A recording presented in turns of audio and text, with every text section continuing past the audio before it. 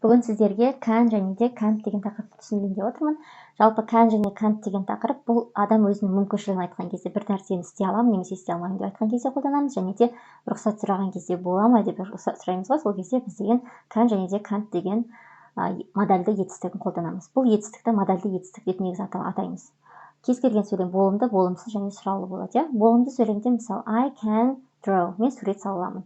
Яғни he can draw, ол сурет сала алады. Болымды болса кез келген есімдікті қоямыз, одан кейін can деген модальды етістігімізді қоямыз, одан кейін кез келген етістігімізді қоямыз. Келесі, егер болымсыз болатын болса, онда I, he, she, they, we деген есімдіктерімізді қоямыз, одан кейін can't, жасай алмаймын деген сөзді қоямыз, және де етістігімізді қоямыз. Сұрақ болатын болса, can'ді алдына шығара саламыз, просто орындарын ауыстырамыз.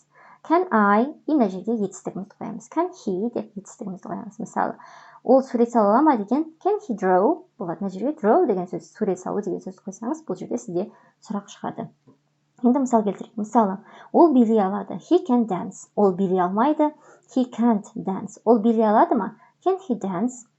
Мен есікті аша аламын. I can open the door. Бұл жерде мен мүмкіншілігімді айтып тұрмын. I can't open the door. Мен есікті аша алмаймын. Мен мүмкіншілігім жоқ, қолымнан келмейді. Ал енді рұқсат сұраған кезде біз деген сұрақ қоямыз. Can I open the door? Мен есікті ашсам бола ма? Мына жерде біз уже рұқсат сұрап тұрмыз. Can I come in? Мен кірсем бола ма деп мына жерде рұқсат сұрап тұрмыз. Көріп тұрсыздар ғой? Мына жерде мүмкіншілігімізді айтып тұрмыз, мына жерде рұқсат сұрап тұрмыз. Келесі сіздерге енді сұрақ. Осының жауабын комментарийге жазып кетіңіз, иә?